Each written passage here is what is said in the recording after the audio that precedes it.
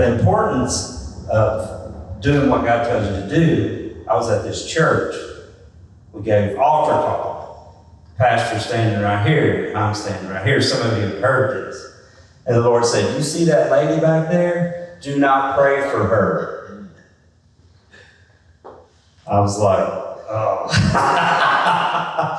And I was like, ooh. I was like, all right. So I'm standing here and at the line, she keeps getting closer and closer, and I'm like cringing, man. Because I'm going to listen to God. I'm going to. And I don't care if the pastor gets mad. I don't care who gets mad. I'm going to do what God tells me to do. I'm going to say what he tells me to say. And so she gets close. She comes up there, and I just kind of backed up, and I said, I can't pray for you. And she said, why not? I said, well, I said, because God told me I can't. And I looked at the pastor and said, you can if you want to. He goes, no, man, I'm good. I was like, well, I'm just letting you know, man, I'm not overstepping that. And I said, I can't pray for you. And she goes, I want to know why not. And the Lord said, because every time she comes up here, she don't believe I can do it. Ooh. Wow.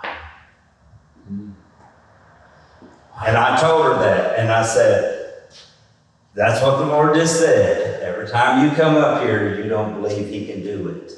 So he don't want you to waste my time or his time. How did she respond to that? She said, I said, I love you. She goes, no, you don't. Okay. She left.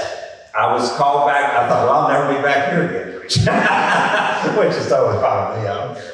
But I went back to that church about 2 or 3 months later. And the pastor's like, hey, somebody wants to talk to you. It was her. And I was in the office, and she came back there. And she goes, I want to tell you something. You're right. She said, I had a talk with the Lord, and the Lord told me that that you were right and I was wrong. And she said, I want you to know that has changed my life dramatically.